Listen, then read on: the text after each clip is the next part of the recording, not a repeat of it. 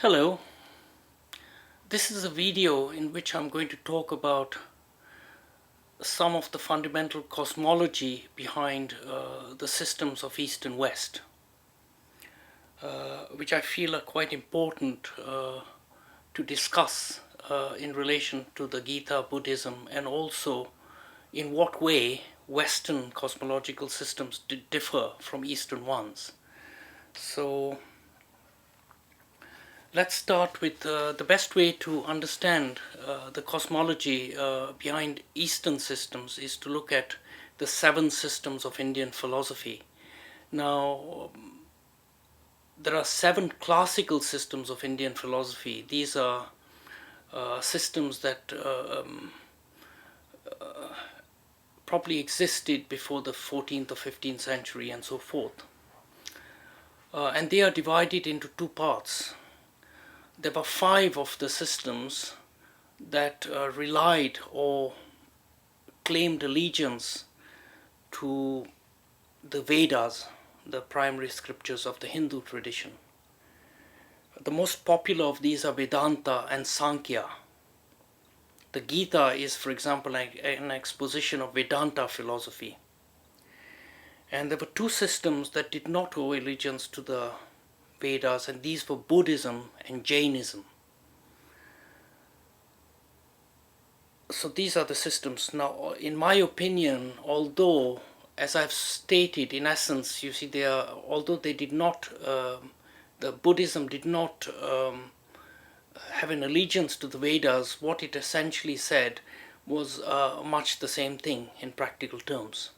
That's about the seven systems of Indian philosophy.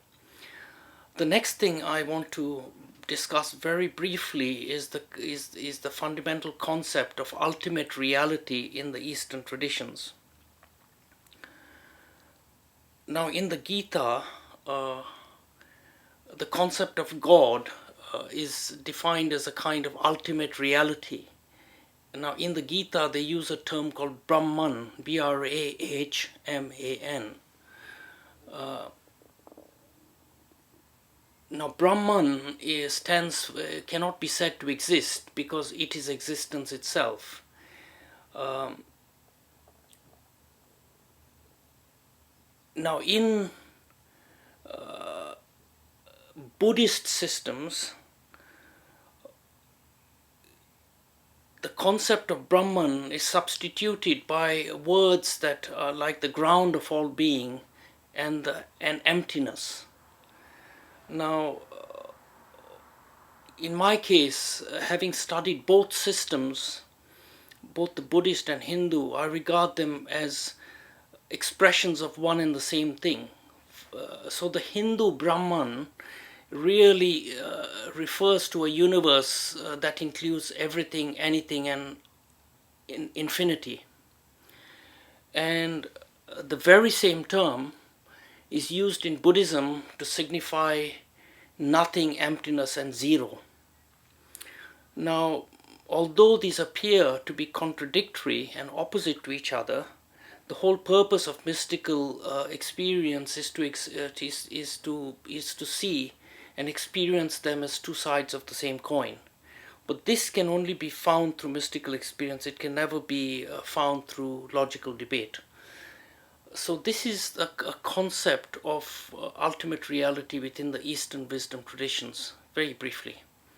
Now, before I go to discussions of God in East and West traditions, I want to discuss the concept of God in the Judeo-Christian tradition.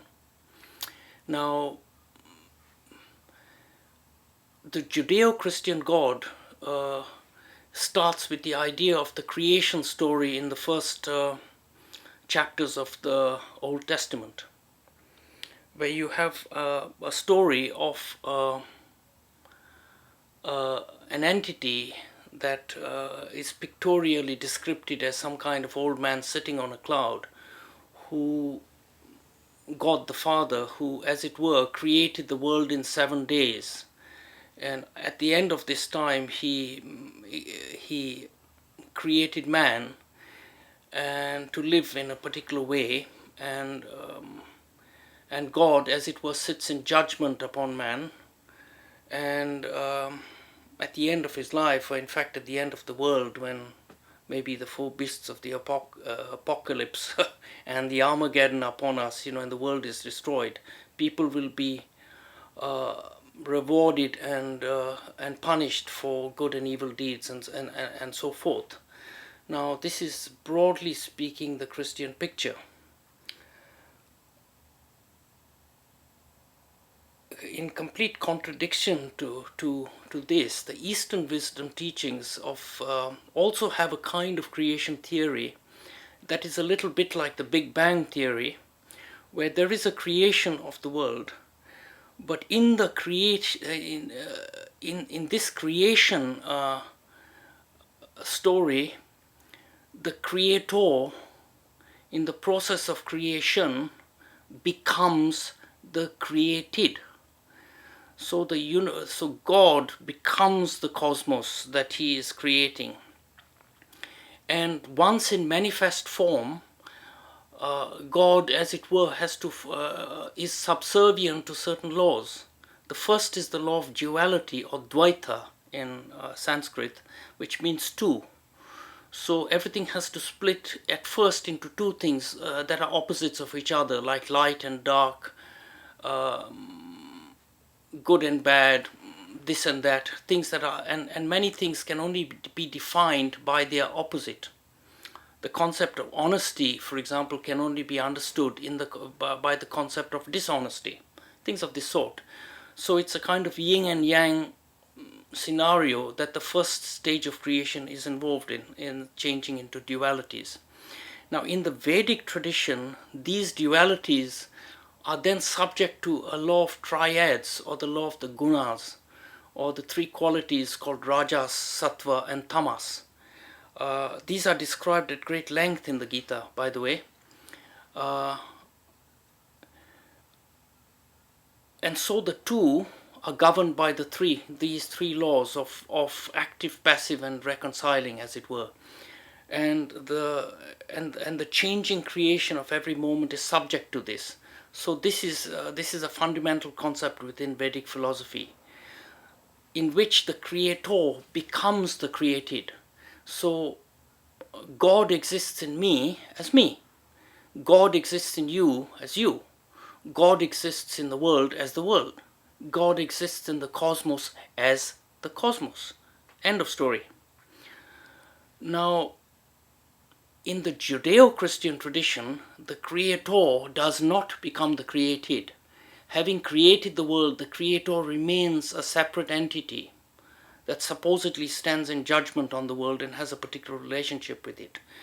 Whatever the story, these are the main differences. The second biggest difference that occurs in between East and West wisdom teachings are really the concept of good and evil. Now, in the Judeo-Christian tradition, a saint, so-called, is somebody who is very, very good, who is very close to God, but also hates evil, hates the devil, hates all that kind of thing. So this is a saint and a wise person in the Western tradition. In the Eastern tradition, such a person is not very wise at all. And the Eastern traditions specify that a person who, in the Gita, for example, specifies that the purpose of yoga and the purpose of the wisdom traditions is really for a man to go beyond the three gunas, to go beyond good and evil. So good and evil necessarily occur on lower levels of creation. They have to exist side by side. So a wise man in the Eastern traditions will no longer hate the devil. He will no longer hate the sinner. He will no longer hate sin. He does not hate anything at all, because he regards that on their particular level all these things are lawful and part of creation, and the devils are equally part of God as are the angels. So this is a very different scene, and which people within other traditions that are not of the Eastern wisdom will find very hard to accept. But there you are. That's a big difference. I just want to. There could be a lot of things I could speak about, but I actually won't do that because it'll be too long. However, I just want to speak about the difference between English and Sanskrit. Sanskrit is the language in which the Eastern the Gita is written, and anybody who has studied Sanskrit will discover that as far as in matters of mysticism, descriptions of consciousness, descriptions of spiritual progress, it is extremely sophisticated. It's a very sophisticated, highly developed language. And English, in respect of these particular things, is relatively crude. It has got very few words for many kinds of things, for which Sanskrit has got many terms. For example, the Inuit have many names for snow, whereas in English there might be just a few: snow, ice, and so forth. Okay, but that's the end of this talk, and I hope I've given you just a few little snippets to chew over, and hope this has been interesting. Thank you for listening.